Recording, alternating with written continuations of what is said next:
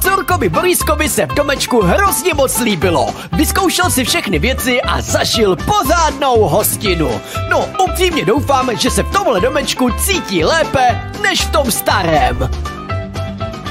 Lidi, on sem přišel druhý Borísek, podívejte se na to! Já ho musím nalákat, jo, pojď! Co?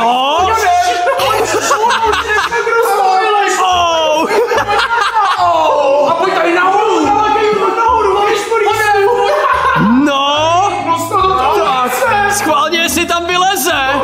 Tak? Co? A kdo tam je? Co? Ach jo, a zase nedostal nahoru. Ach jo, no, ale to se to malýmu Borískovi zničil, to na mě poje naštvaný, já radši rychle mizím, ale měli byste si dát nějakou pořádnou diskotéku. Jo!